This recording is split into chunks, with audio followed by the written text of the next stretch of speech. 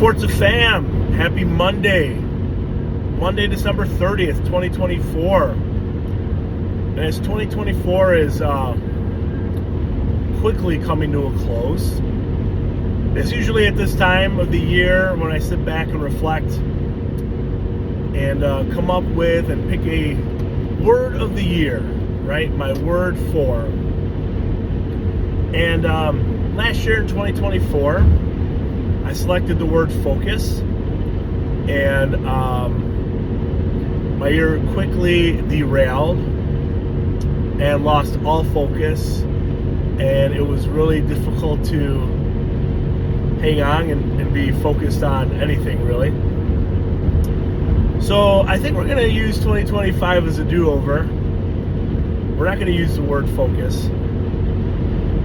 For 2025, we're going to look at the word choice and how the choices we make, either positively or negatively, impact us in some type of way. Now, because this is for Forza Athletics, we're going to keep it business, right? And we have a lot of choices. We have a lot of decisions that we're making with Forza Athletics this year. Spent a lot of time talking to Lewis about a more streamlined approach to helping coaches and athletes achieve their unique and specific goals. But it's a little bit more than that. It's a little bit more than equipping coaches and athletes with the tools they need. Because sometimes we need to take it one step further. And it's not just a cookie cutter approach of here's a template, this is how you achieve your goals, best wishes to you.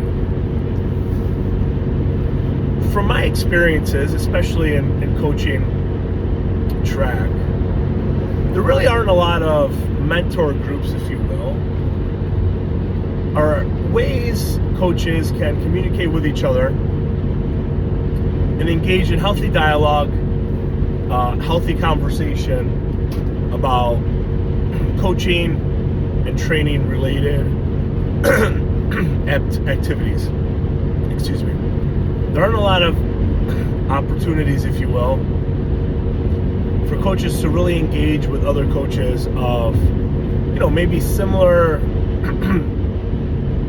not even like similar ability levels as coaches, but similar areas, excuse me, in their coaching careers. And I share this because I'm part of a mentor group, and I spend time talking to other coaches and individuals about how I can better engage with and work with coaches, athletes, their families. And a lot of our conversations have to do with choice. And I chose this life. And I made the decision to do this. And I think for a lot of coaches and athletes, not that they're given a choice or have a choice, but do they reflect upon the decisions and the choices that they make? And I'm in the process of putting together a training, a webinar. I don't know if anyone's going to be interested in this. We're gonna share it out in a couple weeks. But in the couple of research articles that I've written and I've talked about, a lot of the research when it comes to coaches and their decision-making skills, at least from what I have found, that there isn't much research on the topic at all. And there certainly wasn't anything before I published an article about it and asking really perennial Olympic coaches who go to Olympic Games all the time with athletes, how they know when to coach, how they know when to make decisions, how they know when to not engage with their athletes. How do they know and how do they know?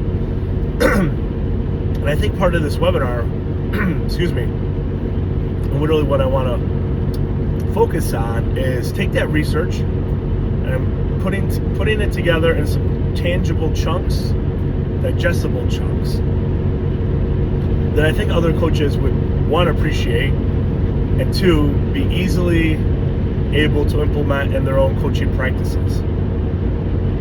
On how do you know when you're coaching? How do you know when to coach? What you should say, when, and why.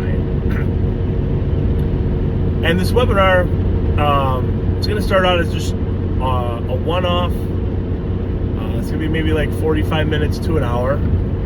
And I'm just going to talk about the research and then provide different strategies, tangible strategies, based on what our track and field coaches said, that could be easily incorporated across all landscapes.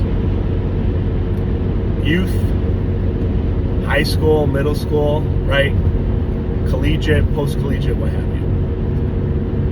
And the reason why I think this is really important is if you've been watching the NFL for the last few years, they always talk about metrics and what the metrics suggest, and do you go for it on 4th and 1 when you're on your opponent's 32-yard line, and what do the numbers suggest? And for some, like sports teams that maybe don't buy in as much, I've heard some coaches say, and maybe you have also, in post-game interviews, I go with my guts. I go with prior experiences. I go with the moment. I go with whatever. And they share some type of information, and I just kind of sit and think to myself, I don't know. Like, is that really what you're doing? Are you really just going on a hunch to go for it on 4th and 1 on the 32-yard line? Or you're on your own 40-yard line and you go for it on 4th and 2 because this is what the numbers say, as opposed to punting and, having your opponents backed up into their end zone, or what have you. But with the throwing coaches and getting to ascertain some of that information, it really made me think, like, there is a rhyme and reason for things. And the couple of college meets that I went to this year, doesn't seem like there's any rhyme or reason at all. It doesn't seem like that there's any plan, there isn't a focus, there isn't a scope. It's just, let's grip and rip, let's see what happens, and we'll go home and we'll practice and we'll try and figure things out. So this webinar on how to know when to coach, when, why, what to say, is going to hopefully alleviate some coaches, at least throwing coaches, but it's going to be open to anybody. Alleviate the fact of how do I know when to do this? And a lot of it has to do with, let's start over again. A lot of it has to do with the relationship you have with your athletes and how to know when to engage, when to not engage, what to say, what not to say. And something like that takes time. And with the post-collegiate throwers that I'm working with right now, patience would not be their words of 2025. We're still working on focus. But I think with the choices that we make, and hopefully they're purposeful choices, we are better able to lead our athletes in the right direction that's going to help them get where they want to go, and help them realize why that is important to them. And that's another part of this webinar series, is the why behind the athlete and the sport performance, and not just us as coaches trying to figure out and guess when we should say something and what part of the competition and what do we say and how do we say it.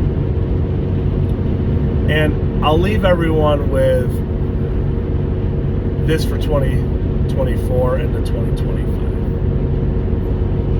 I think one of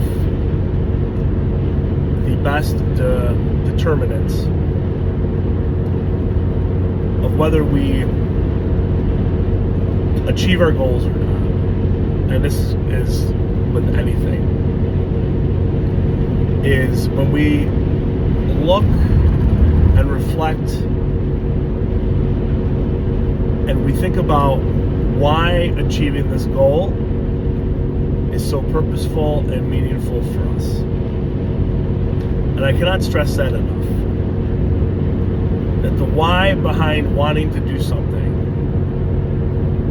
has to be so strong that you're willing to make the choices and make the decisions that are going to help you get one step further, one step closer. We don't want to get further away. One step closer towards achieving our goals.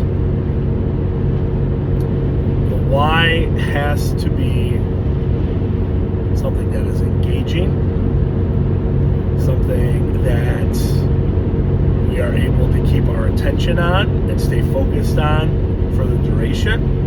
And I'm not talking about grit, a willingness to work through and overcome and things, because that comes with it. But